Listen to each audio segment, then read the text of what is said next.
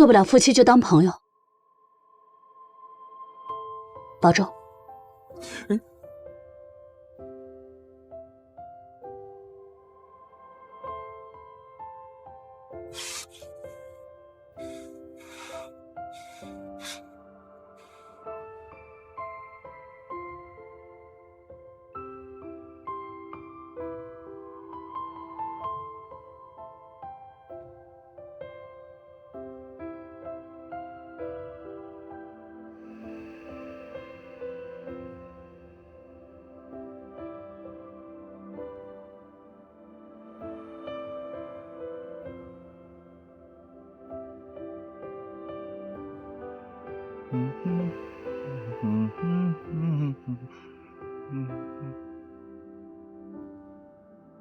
沈浩明，你不要跟我说是巧合。真的是。怎么了？巴莱金先生也来了。我跟你说过的，做人要坦坦荡荡，不要藏着掖着。你有什么事情可以直接说。这一整天下来，又是邻居又是同学，你想干什么？我是真的已经住在这里好几天了。我会信吗？哎，我不是向你解释啊，但是我真不知道你已经来了古北镇，好吗？随便你，无所谓。如果你不高兴，我可以走。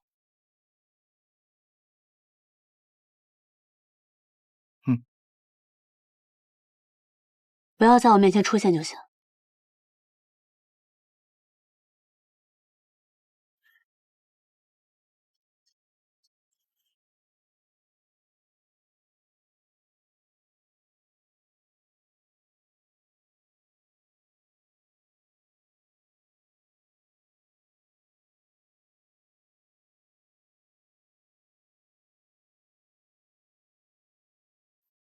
喂，怎么了？进古北镇啦，怎么样啊？挺好的，这边特别美。沈浩明住我隔壁。什么情况呀？他去你那儿了，还住在你隔壁呢。我怎么知道？还能干什么呀？多明显，这不就冲着你去的吗？天哪，锲而不舍呀！哎，但是我觉得啊，这招人喜欢的可以叫锲而不舍，迎难而上。这要是招人厌烦吧，它应该叫死皮赖脸、狗皮膏药。不是，也没有这么严重吧？哎呦呦，心疼了！哎呦呦，舍不得还不肯承认了。你还是我姐吗？你忘了她一石三鸟啊？我就是因为是你姐，我才得说句公道话。你先别管那个什么一石三鸟的事儿。你说他帮助了严一方啊，又算是帮助了自己。他作为一个上市公司的总裁，这不是智慧的表现吗？你说他要真是个恋爱脑，你能受得了啊？只是我每一次跟他发生什么事情，中间都缠着利益，所以让我搞不清楚他到底想要的是什么。你就不肯面对自己的内心，你是不是还放不下他？不说话，好，不说话就当你是承认了啊。妹妹，其实我真觉得他还挺好的了。你说你拒绝人家那么多次，他都没有放弃，你冲他这股劲儿，他追谁追不到，是不是？沈浩明是不会追别人的，就这样吧，挂了。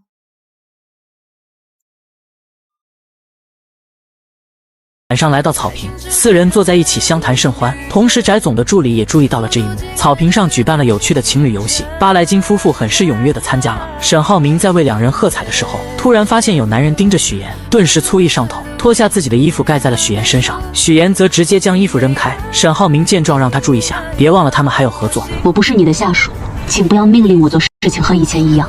听完这些的沈浩明有些意外，现在的许妍很有自我，是他以前从来没有见过的。于是他问出了自己一直想要问的问题：你觉得我们为什么会离婚？因为你利用我。难道你没有？但我是真的爱你。我说以前我也帮了你啊。在沈浩明眼里，他得到自己想要的，许妍何尝没有得到他想要的？觉得他们两人之间没必要走到现在这一步。什么意思？想挽回？我有挽回过啊，有用吗？所以你挽了。沈浩明心中想着挽回，可嘴上却总是说这两者之间的利益关系，否定许岩的能力，觉得他在外面创业，所有的钱都打水漂了，只有他才能救许岩，所以许岩只有回到他身边才能成功。听完这些的许岩直接怼了回去：你凭什么高估你自己？你又凭什么贬低我？你觉得没有人要投我吗？我告诉你，想要投我的人都排着队呢，你要投啊？你排队好了。此刻的沈浩明迫切地想要知道到底是谁在投资。就在许岩准备离开的时候，却被巴莱金夫妻叫住。女人炫耀了一番自己的奖品，并建议许岩上去玩游戏。要玩吗，老公？来啊！然而两人玩游戏的时候，泼起水来一个比一个狠，丝毫不给对方留情面。我们对了，刚刚。不好意思，是什么？接下来玩你画我猜的时候，两人丝毫不配合对方，很没有默契。直到许岩碰到创可贴这个题目的时候愣住了，他想起了那次在医院沈浩明给自己贴的卡通创可贴，那是自己最心动的时候。于是他对着沈浩明指了指手腕，沈浩明立马明白了他的意思。创可贴，恭喜回答正确，太不可思议了！我怀孕了，孩子是你的。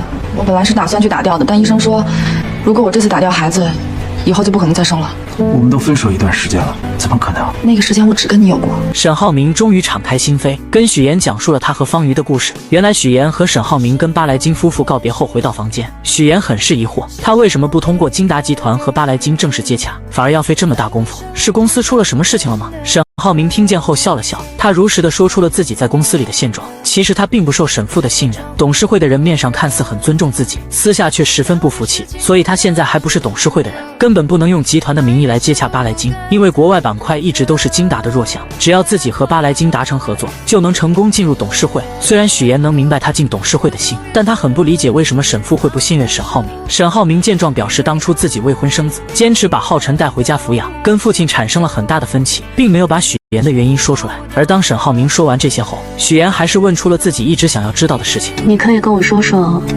关于浩辰妈妈的事情，不想说也没有关系。沈浩明看了看许岩，说出了他和方瑜之间的事情。当初得知方瑜怀孕的时候，他们已经分手2个月了。记得那是个下雨天，他突然找上门说自己怀孕了，并表示如果打掉这个孩子，以后就不能生了，所以他选择生下来。而且这次过来并不是想让沈浩明负责，只是想让他知道这个事情。此时的沈浩明还小，整个人都是懵的，但他还是负起了自己该尽的责任，陪着方瑜生下了这个孩子。没过多久，方瑜因为潜水遇到洋流不幸去世，方磊便带着亲子鉴定将孩子交给了自己。之后他把浩辰带回了家，导致和父亲之间的关系越来越差。而为了不影响沈家的声誉，沈父更是对外宣布浩辰是他们的第二子。许岩听完后，让沈浩明试着理解一下沈父，因为他认为沈父做的事情都是为了沈浩明好。其实不管他们长得多大，在父母眼里始终都是小孩子，但是不放心不等于不在乎不重视。而且这么大一个公司，背后有那么多的眼睛盯着他，一丁点错误就会被无限放大，因此父亲对他的严格或许是一种保护。许岩的开导让沈浩明重新开始审视起了父亲，而直到今天他才发现许岩的宝贵，但自己却弄丢了他。谢谢你，我确实有必要来到。那就早点睡。两人在准备睡觉的时候，沈浩明真的很想搞清楚谁给许岩投钱了。他不停地举例着自己周边的人，许岩就是晾着他不说。我的事情你不要管，你也没有权利知道。不要老是问这样的问题，注意你自己的位置。晚安。就在两人聊天的时候，殊不知背后却有人盯着他们。翟总为扳倒沈家上位，特意派商业间谍来打探许岩和沈浩明有没有离婚，想让他拍下两人闹离婚的证据。怎料这个人却是个傻的，他拿着相机爬到树上，没想到却被树下的农药毒到掉了下去。不死心的他趁许岩和沈浩明出去，想要趁着客房服务混进去，没想到却一头撞到了门上。好不容易费了9牛2虎之力进去拍了照片，没想到准备离开的时候，许岩和沈浩明回来了。没办法的他只好躲在衣柜里。明天早上他们就离开了。但是我要提醒你，既然已经做了这么多的准备，那就要选一个恰当的时机，不要太着急的去谈生意上的事情。好的，谢谢你。你不用谢我，我们是按合同。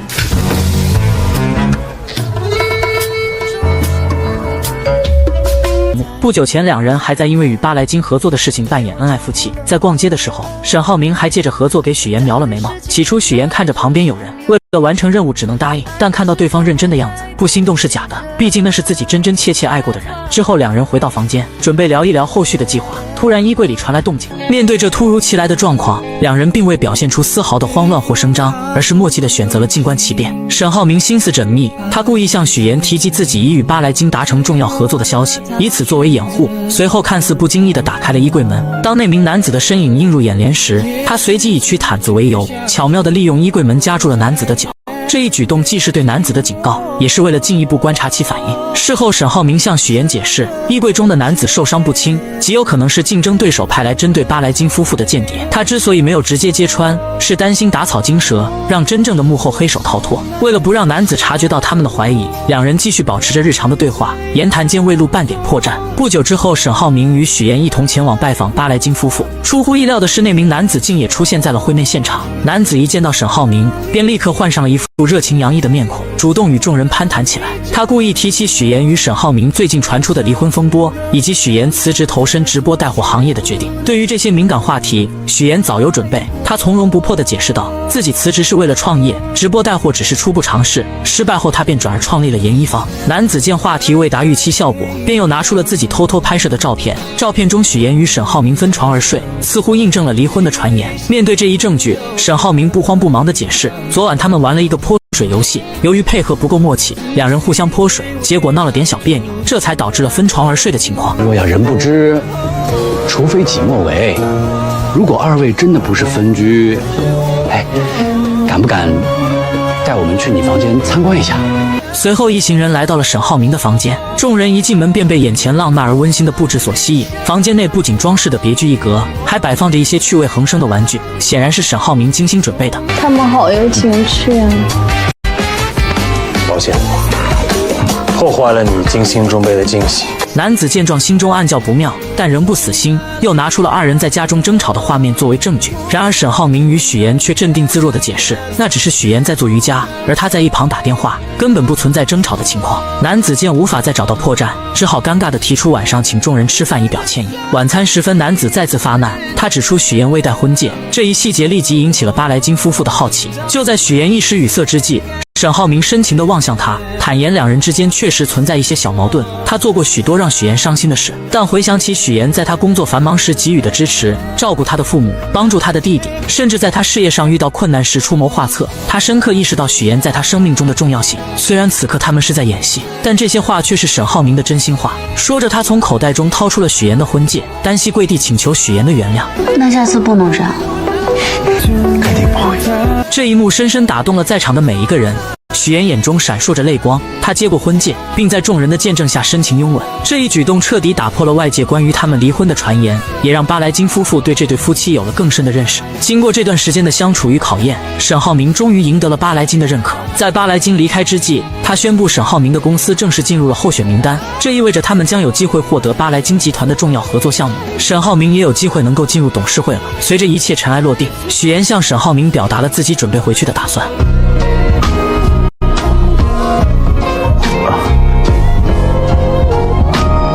不好意思，这几天我习惯了。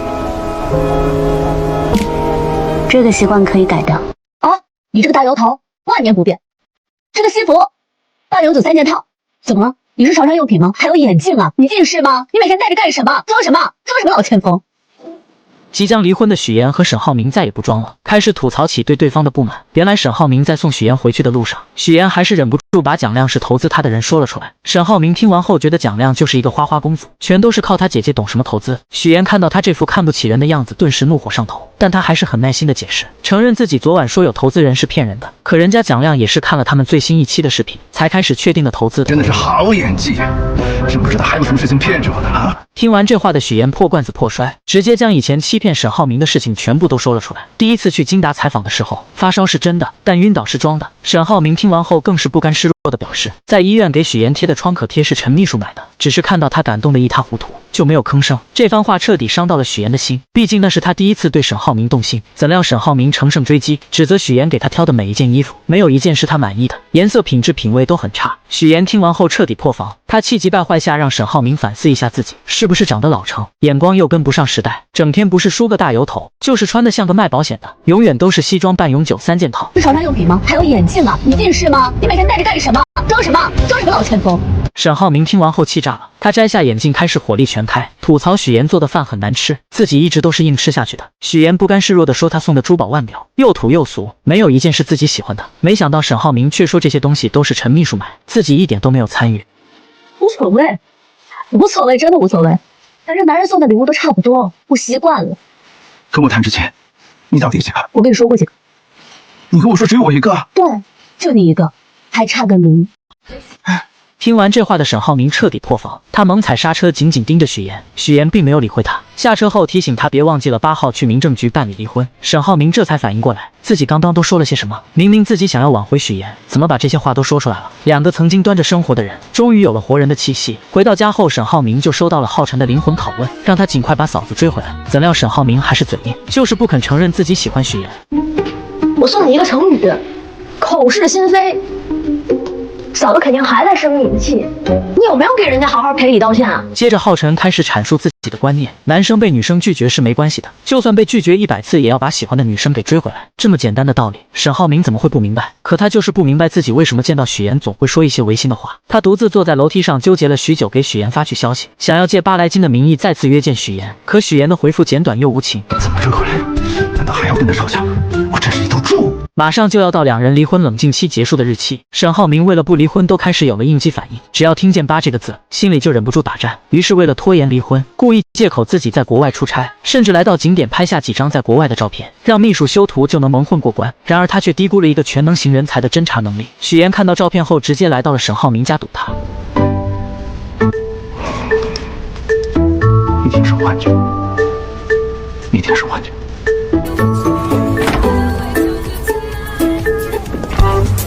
你不是在俄罗斯吗？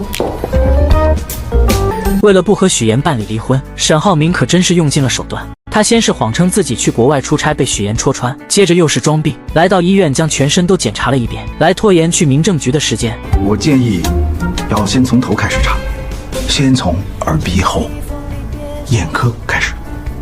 行。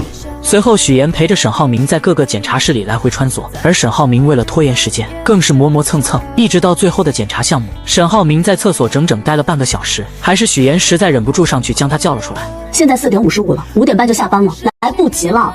来感觉了，来感觉了，憋着，流完混再尿。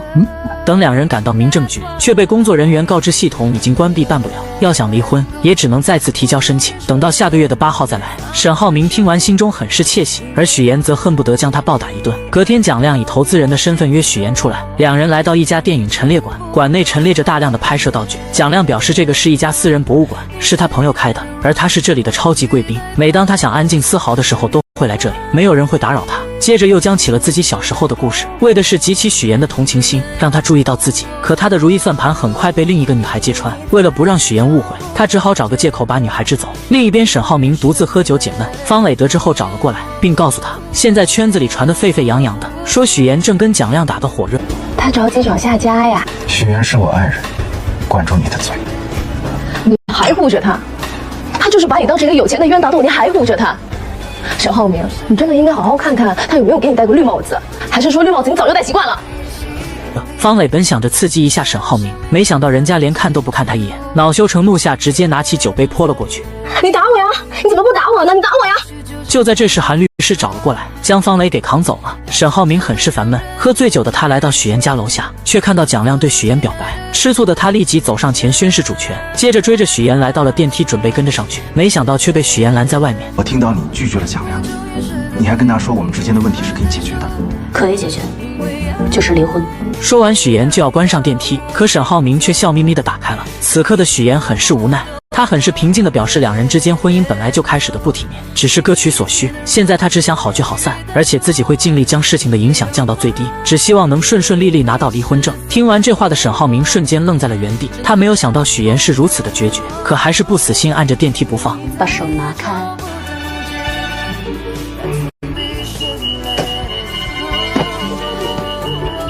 不要这样公共资源。回到家后，许岩回忆起两人之间的点点滴滴，心里很不是滋味，只能靠喝酒来缓解情绪。另一边的方磊也在借酒消愁。突然，韩卫平出现在他面前。韩卫平看着方磊失魂落魄的样子，心中有些不忍，便夺过他的酒杯，语重心长地开始劝解他，要学会三分爱别人，七分爱自己，在感情里要做一个清醒独立的女人，为自己而活。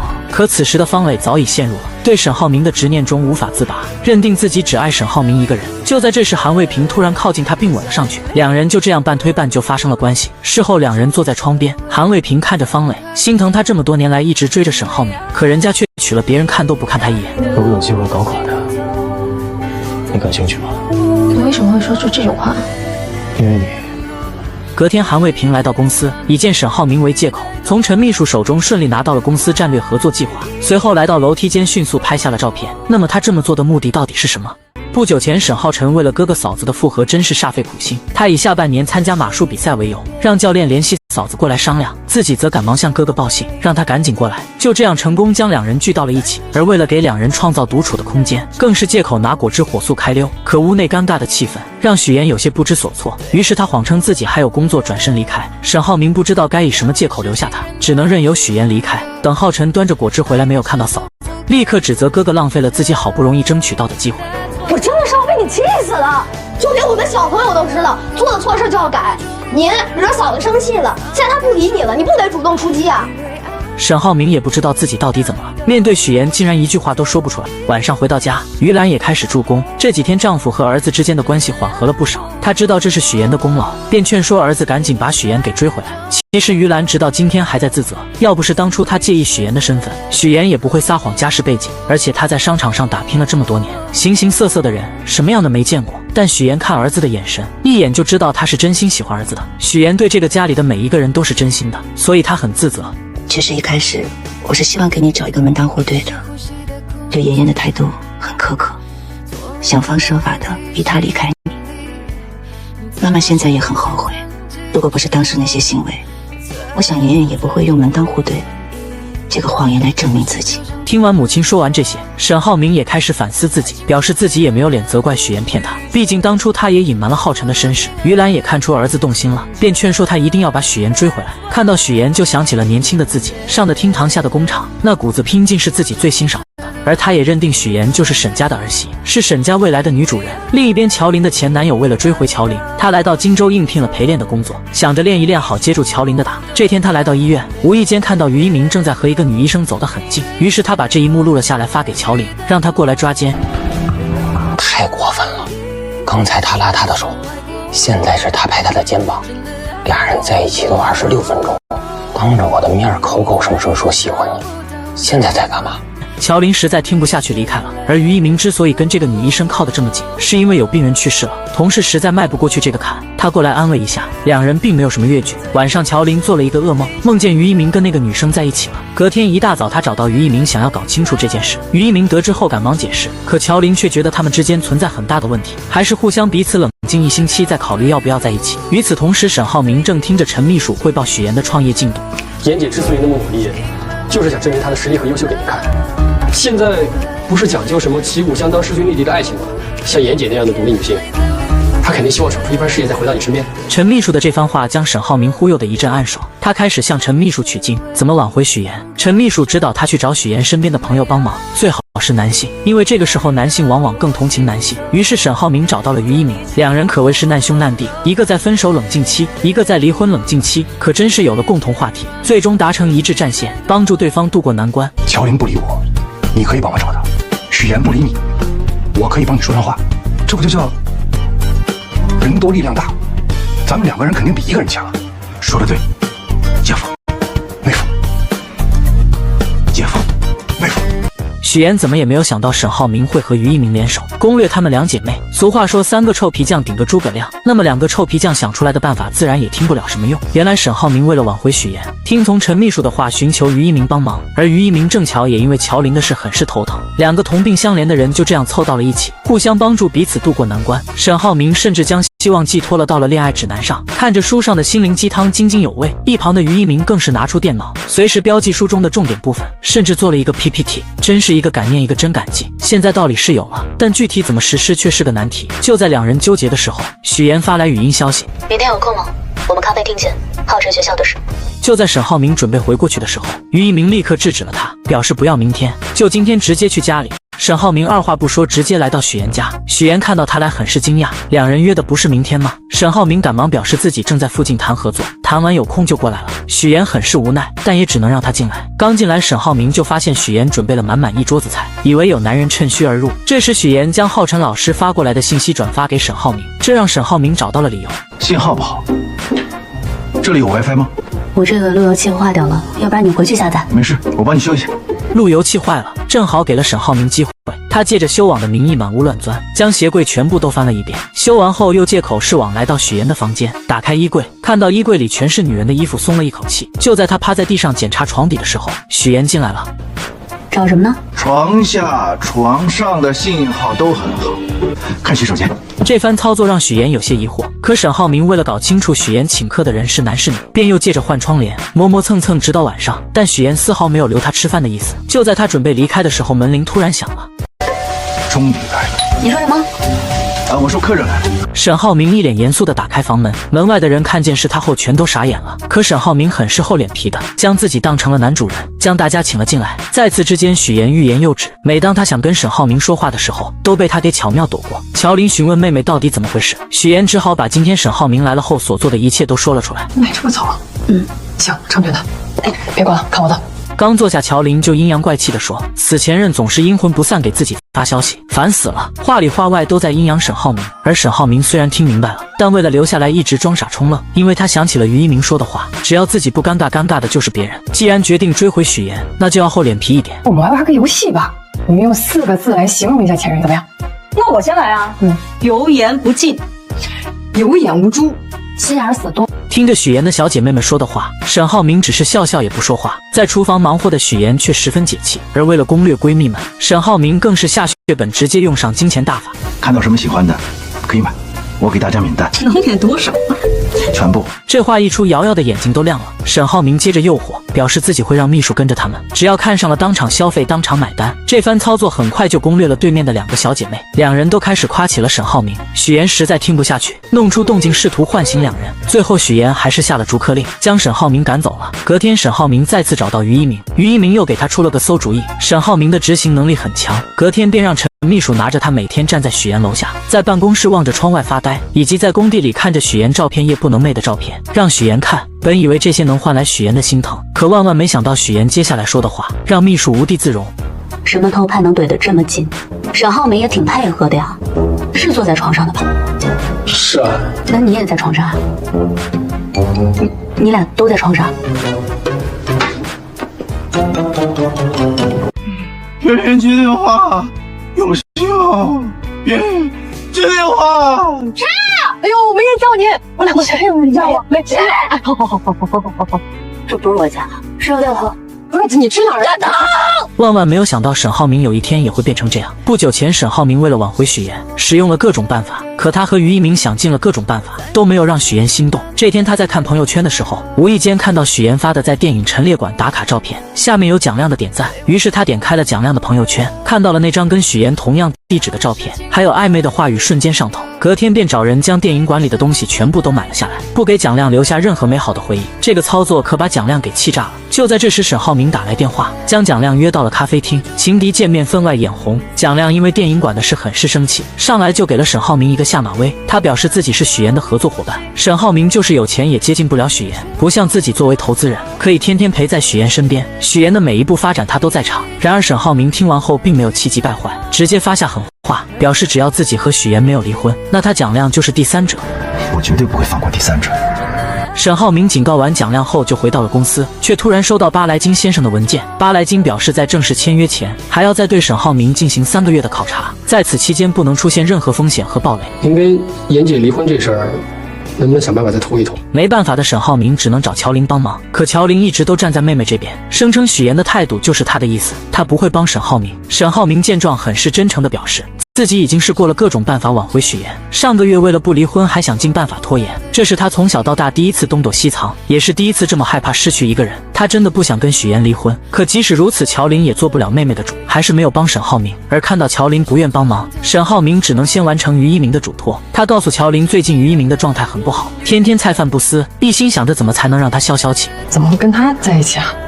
同病相怜嘛。我是真没想到你能跟于明待在一块儿啊！像那个倒数第一跟倒数第二互相帮忙，你也是真没辙了呀。最终乔林还是心软了，透露许妍明天会在公司假扮，但蒋亮也会在。沈浩明听完后整个人都不好，隔天买好甜品来到了公司，之后便赖着不走，盯着两人不让他俩有任何的亲密接触，甚至在蒋亮发表自己的观点时，上前直接反驳了他的观念。在经营公司上，沈浩明比蒋亮强的不止一点。蒋亮在商界一直都是个花花公子，靠着他姐姐一步一步走到今天，所以他的有些观念还是不如沈浩明。此刻的许妍也没有闹脾气，而是专心听着沈浩明传授的经商之道。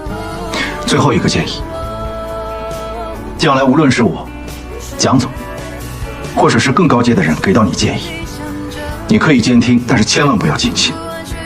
最终的决策是自己的判断力。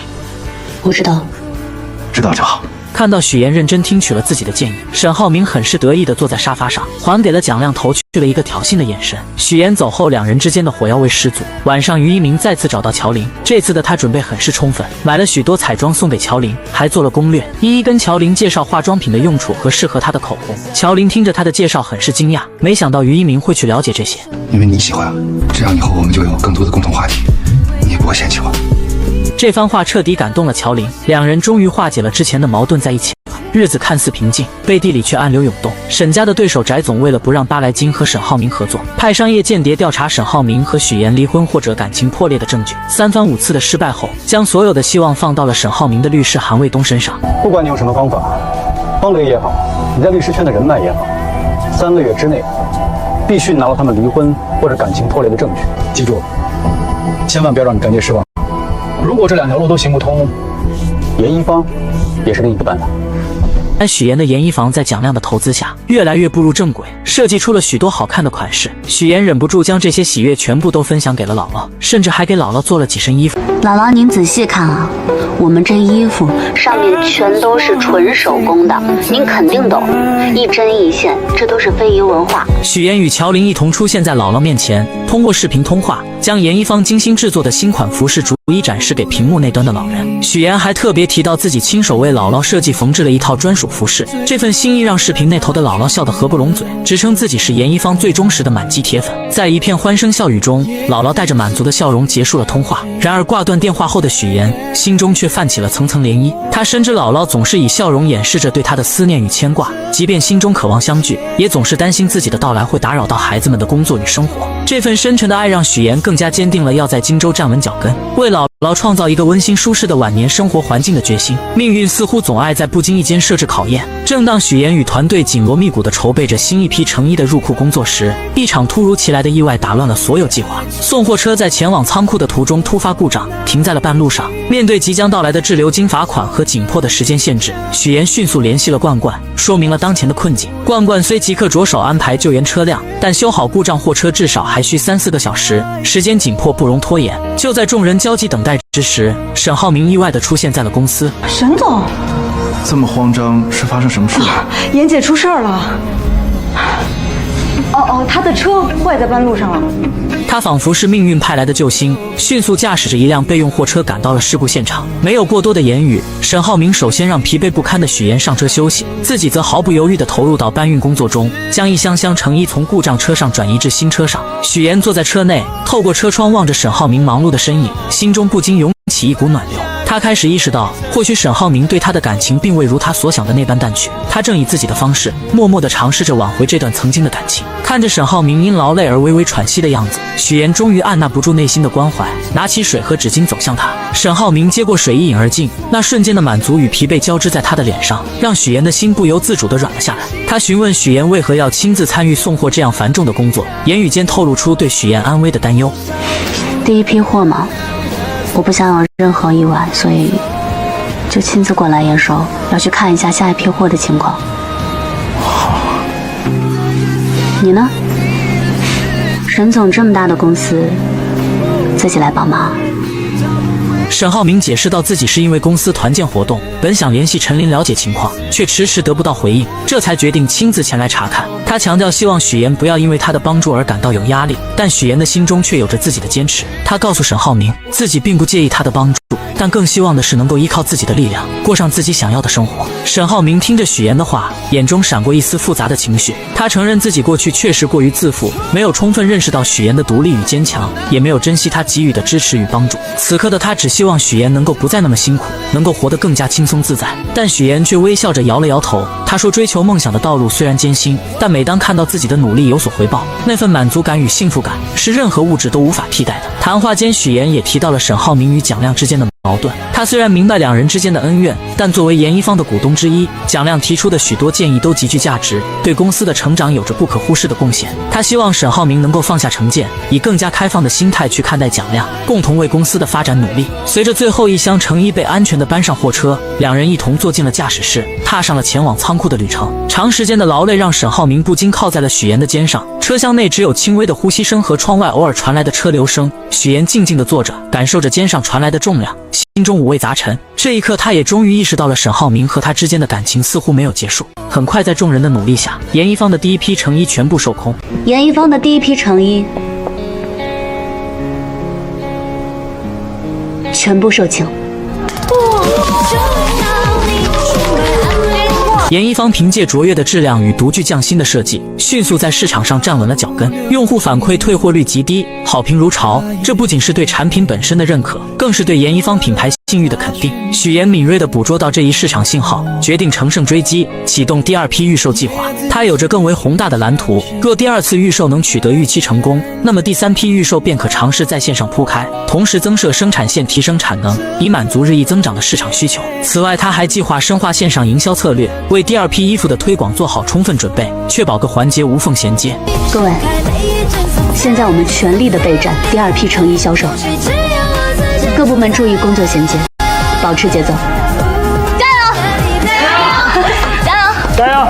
然而商海浮沉，成功背后往往隐藏着未知的挑战。次日，当许妍踏入公司时，一个棘手的问题摆在了她的面前。第二批成衣尚未正式发售，市场上却已出现了同款仿制品。这些仿制品虽外观相似，但面料与做工却大相径庭，价格更是低廉的令人啧舌。我们的这款卖3999，他们这个才卖399，而且上线一天卖了几百件，我们总共才上线100件。更糟糕的是，对方不仅利用低价策略疯狂抢占市场份额，还雇佣网络粉丝及博主对研一方进行恶意抹黑，企图通过宣传击垮这个新兴品牌。面对这突如其来的危机，许妍迅速冷静下来，开始分析可能的原因。他推测，要么是工厂内部泄露了设计图纸，要么是有人故意购买黑稿进行打压。然而现实比预想的更为残酷，店铺订单骤减，退单率飙升，而工厂方面不仅否认泄露图纸，还提出了预先支付30%定金的要求，这无疑让研一方的处境雪上加霜。此时的许妍才明白，这次研一方真的遭到危机了。与此同时，蒋亮从姐姐那里得知了研一方的困境，姐姐建议立即终止与研一方的合作，认为在这次危机中，研一方很难全身而退，即便日后澄清，也难以恢复往日辉煌。但蒋亮却有自己的打算，他约许妍共进午餐，试图用自己方式给予她支持与鼓励。餐桌上，蒋亮耐心分析当前形势，表示愿意动用个人资源帮助研一方渡过难关，即便公司暂停资助，他也愿意自掏腰包。然而许妍却婉拒了蒋亮的好意，他深知蒋亮若在公司决策上与主流意见相悖，将会面临巨大的压力与非议。他更倾向于采纳沈浩明的建议，避免与资本过度绑定，保持品牌的独立性与自主性。蒋亮见状，只得承诺公司只是暂时暂停投资，待危机解除后，投资将会恢复，他本人也将继续担任投资人角色。但我觉得这件事情呢，也不是坏事。起码让我知道了，我有一个这么好的投资人，有一个这样有情有义的朋友。回到公司后的许岩看到团队成员们士气低落，他深知此刻需要的是团结与信心，于是他组织了一场紧急会议，共同面对挑战。会上他做出了决定，首先对所有正规渠道购买的衣服实行全额退货退款，其次暂停与涉及抹黑行为的博主合作。随后他决定不再删除任何负面言论，而是选择正面回应，直面危机。同时许岩还宣布了第3批衣服的制作计划，强调此次必须严格保密设计细节，一旦设计完成，立即投入生产，以更快的速度回应市场需求。然而危机似乎并未就此止步。正当严一方全力应对网络言论时，物料供应商也找上门来，要求提前结清尾款，以防严一方因资金链断裂而无法履行合同。供应商态度坚决，表示这是为了降低自身风险。乔林试图以合同约定为由进行拖延。张经理，咱们也合作挺长时间的了，您今天闹这么一出，这说难听点可叫落井下石。既然您这样，那我也不客气的告诉你，钱你今天肯定拿不到，一切只能按照合同办事。你要是再这么继续闹下去，请你出去。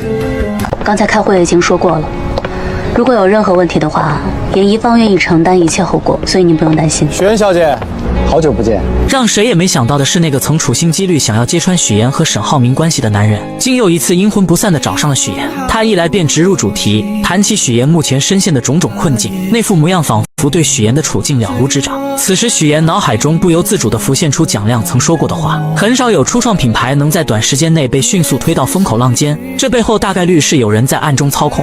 你这是在善意地提醒我，还是在警告我？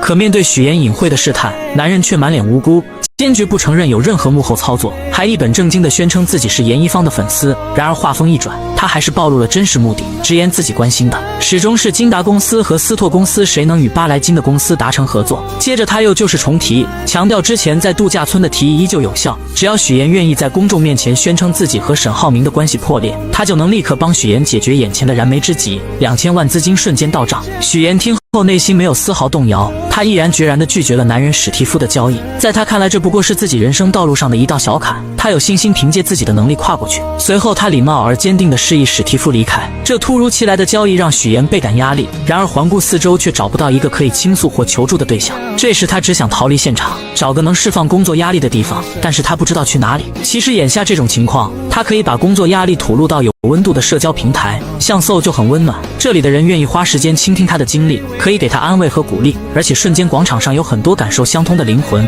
有了他们的陪伴，许岩或许就没有那么难受了。想有人陪伴，我推荐 SO。然而命运似乎并不打算轻易放过许岩，一波未平一波又起。严一方刚遭遇外部危机，内部又出了大问题，财务总监突然提出离职，而且态度强硬，声称明天就要走人。许岩顿时慌了神，要知道公司所有的账款往来、供应商对接，可都是这位总监负责的，短时间内根本找不到合适的人来接替。无奈之下，许岩只能搬出合同条款，强调财务属于特殊岗位，必须提前1个月通知离职，以便做好工作交接。可财务总监却不为所动，两人因此在公司里发生了激烈的争执，气氛一度十分紧张。就在这时，林涛意外出现了，他深知财务岗位的重要性，一进来就严肃地指出，必须确保后续工作的连续性和稳定性，移交的材料也必须真实可靠。严总，希望你找一个有经验的人给我交接，否则啊，过时不候。巧了，本科财务专业，硕士金融专业，有会计证，惹到我算你踢到钢板上了。原来林涛原本打算回老家，但因为之前的一些事情，心里一直过意不去，想要当面向许岩道歉，于是便来到了这里。林涛不愧是从银行出来的专业人士，一接手财务工作就迅速进入了状态，有条不紊地处理着各项事务，一直忙碌到深夜。乔林看到林涛如此辛苦，特意送来泡面。林涛趁机向乔林透露了公司目前的严峻形势，账目上这个月资金只出不进，按照这个速度只能维持1个月了。第二天，许岩又迎来了新的挑战，上次来的材料供应商，这次竟然带着物流和生产商一同前来。3人一见面就气势汹汹地提出，第3批订单的定金必须提高1成。尽管此时公司账户上资金紧张，但为了维持合作关系，许岩不得不勉强同意。可这3人得寸进尺，紧接着又要求许岩结清第2批的尾款。面对3人的步步紧逼、咄咄逼人，许岩没有丝毫退缩和畏惧。没问题，但我也有一个要求，一旦你们收到了款项，严一方将永远跟你们停止合作。我知道现在外面传了很多不好的事情，对严一方伤害很大，但那都是故意的抹黑造谣。风波总是会过去的。许岩再次向3位合作伙伴重申了严一方对产品质量的把控，他语气坚定表明，若款项立刻结清，双方的合作将即刻终止，并给予对方1分钟的考虑时间。正当气氛紧绷至极点，沈浩明意外地引领着巴莱金的夫人步入会场。原来夫人这次是作为莫斯科代表参与中俄文化交流访问团而来，他对严一方早有耳闻，于是这次特意前来参观。得知许岩正与合作伙伴进行关键谈判，巴莱金夫人表达了她的愿景，希望严一方能迈向国际舞台，并主动提出可以提供助力。她透露自己即将出席一场规格极高的国际晚宴，希望能穿着严一方的服饰亮相。许岩见状礼貌地邀请夫人暂离谈判现场，由他亲自陪同挑选服装，而沈浩明则接手了与3位合作商的对话。面对沈浩明，3位合作商的气焰明显收敛，他们注意到新到的俄罗斯地产界重量级人物的夫人，意识到严一方背后有着不容小觑的支持力量。意识到形势逆转，3人不得不放下之前的强硬态度，选择妥协。我今天呀，给您下一保证啊，以后徐总的事儿就是我们的事儿，您放心。谢谢。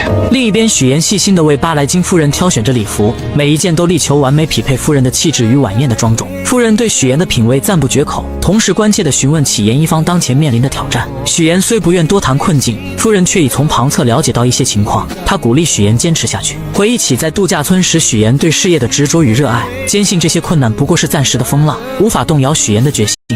我会尽我所能渡过难关的。我也会穿着你的衣服走遍全世界的。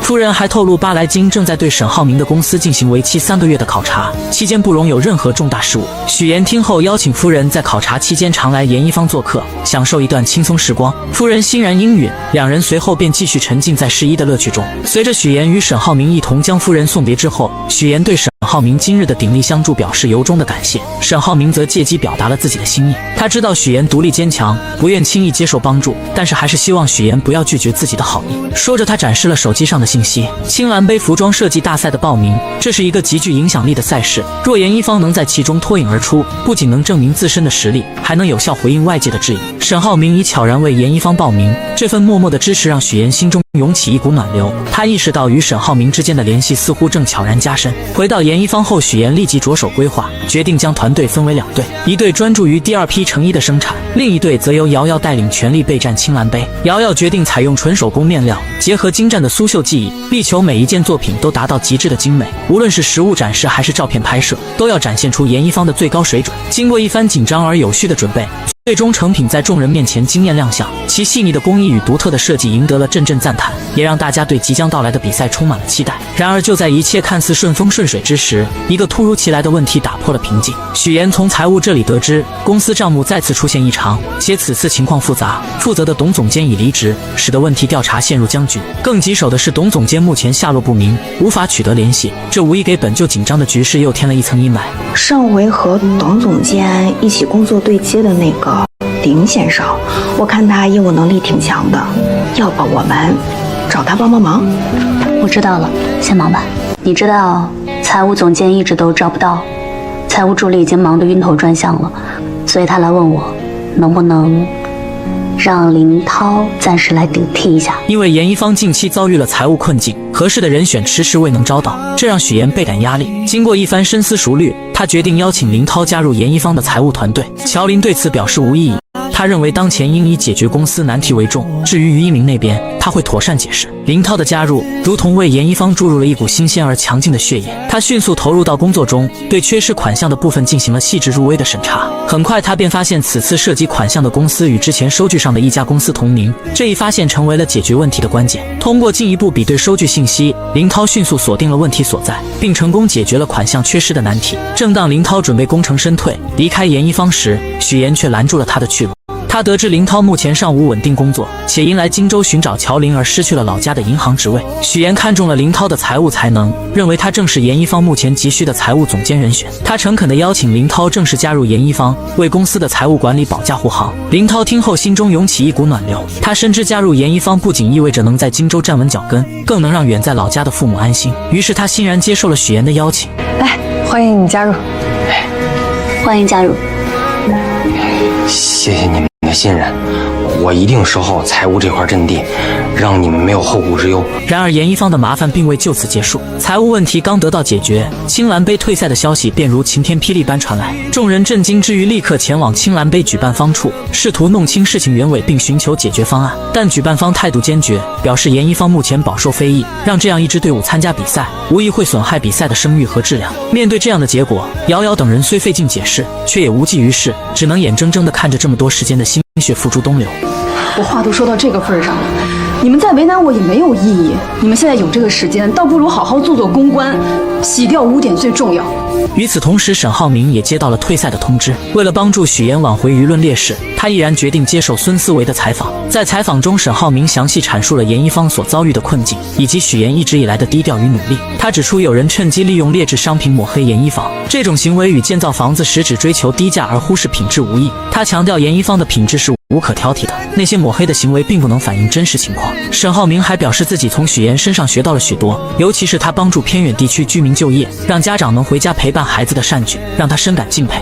我爱人是在做一件非常有意义、非常有情感的事，他是我的榜样，更是我的骄傲。许妍在屏幕前看着沈浩明的采访，心中涌动着复杂的情感。她意识到沈浩明是真的在关心她。第二天，许妍来到公司，发现昨晚沈浩明的发言已经为严一方挽回了不少名誉，粉丝们的态度开始发生转变，对严一方的质疑声逐渐减弱。许妍深知这是反击的好时机，她决定利用网络直播的方式向公众解释严一方最近发生的一切，还原事实真相。冠冠再次担任主播，他穿着严一方的服装，自信满满的出现在镜头前。他向观众展示了严一方的设计理念、制作工艺以及品质控制等各个环节，让观众对严一方有了更深入的了解。严一方通过直播成功挽回了声誉，之前的青蓝杯主办方也恢复了严一方的比赛资格。这次事件不仅让许妍和严一方走出了困境，也让沈浩明赢得了巴莱金的认可。巴莱金表示，他看中的不仅仅是沈浩明公司的实力，更是他对许妍的帮助和支持。沈浩明没有掩盖许妍的光芒，而是在背后默默支持他，这种品质让巴莱金深感敬佩，也让他更加坚定了与沈浩明合作的决心。其实，让我下定决心和金大的牵手，正是因为看到你经营夫妻关系的智慧，还有你夫人身上的那部拼搏向前的冲劲。严一方的危机刚刚画上句号，就在这时，于一鸣意外的在严一房门外与下班的林涛不期而遇。昔日因为乔林而生的情敌关系，在此刻却意外的迎来了转机。林涛神情坦然，主动打破了沉默。他告知于一鸣，自己已彻底放下对乔林的情感纠葛，此次加入严一方，纯粹是为了助力其度过财务难关，同时也是为自己寻找一个稳定的职业归宿。于一鸣听后心中五味杂陈，但更多的是释然与敬佩。他缓缓伸出手，与林涛紧紧相握，两个男人之间的恩怨情仇，在这一刻化为了无形。希望你能为严一方出一份力。大家都是成年人，也希望你说话算话。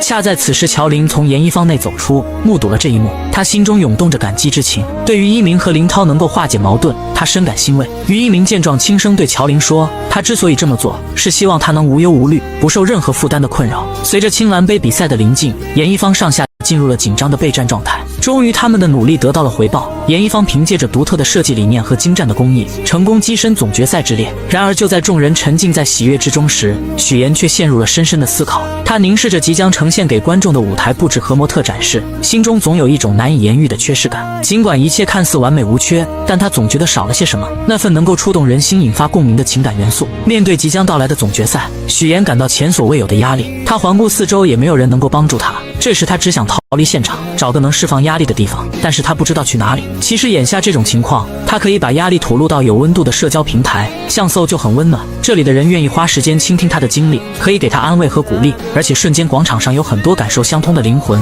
有了他们的陪伴，许妍或许就没有那么难受了。想有人陪伴，我推荐搜。正当许妍陷入沉思之际，沈浩明的出现照亮了她前行的道路。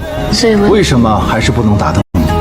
他总能洞察许妍的心思，一句简单的话语便说出了许妍心中的隐忧。许妍坦言自己对目前的准备工作十分满意，但总觉得缺少了与观众之间的情感交流，无法真正打动人心。他渴望在服装之外传递出更多的情感与温度。沈浩明虽对服装设计一窍不通，但他却以独特的视角为许妍提供了启示。他认为每一个创作者的初衷都是质朴而纯粹的，或许严一方的舞台与模特展示未能充分传达出许妍想要表达的情绪。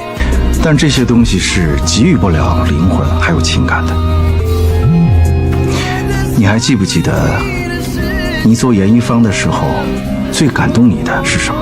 这时许岩想起了瑶瑶曾提及的彝族服饰，那些承载着母爱与传承的衣物，每一件都蕴含着母亲对女儿的深情厚谊。他恍然大悟，原来彝族服饰的精髓在于那份无私的母爱与代代相传的温情。于是他果断决定更改方案，将母爱传承作为总决赛的主题。第二天，当许岩带着全新的设计理念走上舞台时，他彻底征服了在场的所有评委。母爱传承的主题不仅展现了服装的美感，更触动了人们内心深处最柔软的部分。严一房因此荣获了最具商业价值奖，口碑逆转，再次赢得了市场的认可与尊重。晚上，众人欢聚一堂，共同庆祝这一来之不易的胜利。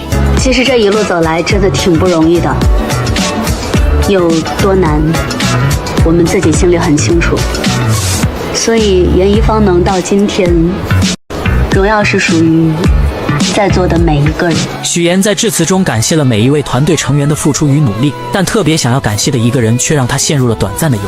当所有人都以为他会感谢沈浩明时，他却出人意料地提到了蒋亮。原来从严一方初创到如今的名声大噪，蒋亮一直在背后默默支持与帮助，这份情谊让许岩铭记于心。然而之后蒋亮却准备为许岩介绍一位西班牙设计师，他还在一旁细心地指导许岩如何用西班牙语打招呼。这份突如其来的关心让沈浩明心中醋意大发，他看着蒋亮与许岩亲密无间的样子，心中五味杂陈，一股难以言喻的情绪在胸中翻腾。他的眼神变得锐利而冰冷，双手不自觉地握紧，开始在餐桌上磨起了餐刀。军师于一鸣见状，深知情况不妙，无奈之下只能示意乔林去阻止许岩与蒋亮之间过于亲密的互动。沈浩明见状，心趁机端起酒杯，想要与许岩碰杯，试图缓解内心的紧张与醋意。然而许岩的朋友却突然拦住了他，还提及上次在家中关于商场的旧事。沈浩明虽心中不悦，但为了维持表面风度，只能先应付着，承诺上次答应他们免费逛商场依旧作数。可就在这时，蒋亮又与乔林聊得热火朝天，两人眉飞色舞，甚至还要互加联系方式。我们家乔林性格就这样，跟谁都能聊得来，没事啊，没事。好，那真。这个蒋亮确实不是个东西啊，控制不了，我得拒他。这场景让同病相怜的沈浩明和于一鸣瞬间站在了同一战线。于一鸣赶忙上前拦住蒋亮，表明自己是乔林的男朋友，成功阻止了二人进一步的发展。沈浩明再次试图与许岩碰杯，可许岩又被朋友缠住，众人纷纷向他表示感谢。那杯象征着和解与亲密的酒始终未能如愿喝下。然而就在二人准备碰杯的关键时刻，蒋亮突然提出要玩飞镖游戏，还声称中标的人能获得现金奖励。这一提议瞬间吸引了众人的目光，大家的注意力都转移到了游戏上。蒋亮又提议第一标让许岩先来，许岩考虑到沈浩明的心情，便邀请他一同参与。然而沈浩明看着情敌蒋亮，心中的怒火噌的一下冒了起来，他黑着脸冷冷地表示自己不想玩，可众人却一直劝说许岩赶紧开始游戏，现场气氛一度陷入尴尬。那我先走了。许岩似乎还在为之前沈浩明的某些行为而生气，他没有过多的回应。沈浩明见状，心中的委屈与愤怒交织，他猛地将手中的酒一饮而尽，随后起身头也不回地离开了。许岩看着他离去的背影，眼神中闪过一丝复杂的情绪，也将手中的酒一口喝干，最后回头看向沈浩明的眼神里分明藏着在乎。另一边，沈浩明和追出来的于一鸣在街边找了个地方坐下来喝起了闷酒。夜色渐深，街边的灯光昏黄而温暖，却照不亮他们心中的阴霾。于一鸣看着沈浩明失落的模样，忍不住说道：许岩今晚没有他的陪伴，其实也很失望。沈浩明苦笑着说自己已经用尽了所有办法，却还是没能挽回许岩的心。他赌气地说自己以后绝对不会打电话给许岩，要是打了就不姓沈。然而还没过2秒，酒精就冲昏了沈浩明的头脑。爷爷不会罚我的，他是爱我的，对不对，爷爷？爷爷，浩明，我跟你讲，你沈字被摘了啊！我不要沈字，爷爷，喂，接我电话。与此同时，许岩送走众人后，独自一人在餐厅里喝酒。他强颜欢笑，试图掩盖内心的失落，可那微微泛红的眼眶和偶尔闪过的落寞神情，还是出卖了他的真实情绪。他嘴上说着自己很开心，可心里却空落落的。许岩离开餐厅后，坐车回家，在车上，他突然有一种奇妙的感觉，仿佛沈浩明在远处呼唤着他。当乔林准备送他回家时，许岩却突然说这不是他回家的路，随后让师傅掉头前往城东33号气洞。第二天清晨，阳光透过窗帘的缝隙洒在许岩的脸上，他缓缓睁开眼睛，却发现自己和沈浩明睡在了一起，两人都脱光了衣服。原来昨晚于一鸣送醉酒的沈浩明回家后不久，乔林也扶着同样醉意朦胧的许岩来到了这里。两人脚步踉跄，眼神迷离，都固执地认为这里是自己的家。一进门便你一言我一语地吵了起来，声音越来越大，他们互相指责对方走错地方。这是我的酒吧，报什么警？这是我家，这是我的家，我家，我的家，我的。然而上一秒还在争吵得面红耳赤的二人，下一秒突然紧紧相拥，如同久别重逢的夫妻，亲密的难舍难分。你好美，老公，我觉得你超美。你终于回家了。你刚才听到我一直在喊你的名字吗？我就知道是你在喊我。这时许妍不经意间发现家里原本挂着的婚纱照不见了，取而代之的是一幅艺术照。沈浩明见状，急忙走到许妍身边，转过身露出后背，得意地表示艺术照上的人就是自己。说着他伸手拿走艺术照，那幅结婚照便完整地展现在二人面前。这一瞬间，二人之间的关系也隐隐有了恢复到从前的迹象。随后他们的目光又被鱼缸中的观赏鱼吸引，两人兴奋地讨论起来，竟异口同声地表示想要把小鱼煎着吃了。可前一秒还在兴致勃勃计划吃鱼的二人，下一秒就突然吻在了一起，热情而炽烈。乔林和于一鸣看到这突如其来又火辣的一幕，无奈地对视一眼，只好将二人送到房间中去，这才有了今天早上这令人意外又惊喜的场景。乔林和于一鸣向二人讲述完昨晚的闹剧后，便以约会为由匆匆离开了，留下许妍和沈浩明二人独自在家。房间里弥漫着一种微妙而尴尬的气氛，为了打破这份沉默，许妍率先开口说自己要去上班，随后便开始四处寻找昨天落下的包。就在许妍准备离开时，沈浩明突然一个箭步上前，拦住了他的去路，顺势将他壁咚在墙上，眼神中满是深情与渴望，想要吻上去。然而就在这千钧一发之际，门外传来了脚步声，原来是沈浩明的妈妈来了。无奈之下，二人只能暂时停下，强装镇定，脸上却都带着一丝未消的红晕。等到外面没有动静，以为妈妈已经离开的二人，又一次想要继续拥吻。好想走了。走了。我还没走哦。可就在这时，妈妈突然又折返回来，手里还提着早餐。二人瞬间愣住，场面尴尬到了极点。沈浩明灵机一动，赶忙解释说他们在锻炼。妈妈看着二人这模样，心中已然明白沈浩明成功追回了许妍，脸上露出了欣慰的笑容。吃饭时，妈妈提起沈浩辰成功晋级马术比赛，想要邀请朋友来家中做客，希望许妍能够帮助策划。许妍欣然同意后，便说自己要去公司拿文件，准备先离开。妈妈也趁机让沈浩明赶紧送许妍。终于，许妍再次坐上了沈浩明的奔驰大 G。在回去的路上，两人都不说话。沈浩明觉得气氛很是尴尬，便打开了车上的音乐。怎料刚打开，第一首歌竟然是婚礼进行曲，真是音乐都在助攻两人。奈何沈浩明就是不争气，由原来的好命歌转换成嘴硬歌，当着许妍的面就是不说自己的真心话。为了缓解尴尬的气氛，许妍说起最近的研衣房终于步入正轨，终于回到以前正常的样子，自己也打算做更多的传统织染工艺的衣服。沈浩明也谈到自己与巴莱金的合作马上达成，接着邀请许妍和巴莱金夫妇共进晚餐。许妍很是爽快地答应了。不知道那个巴莱金先生喜欢喝果酒还是洋酒？行，我多备点。听完这些话的许妍想起昨晚的事情，说了句还要喝酒吗？此时的沈浩明还没有反应过来，一本正经说酒是个很好的东西，可以拉近大家之间的距离，提升好感。刚说完他就反应过来，让许妍明天不要喝了。我可以喝。两人说着对方能够听懂的话。这时许妍突然看到沈浩明的车油箱空了，忍不住提醒他一句：要加油了。我一定会加油的。你车该加油了。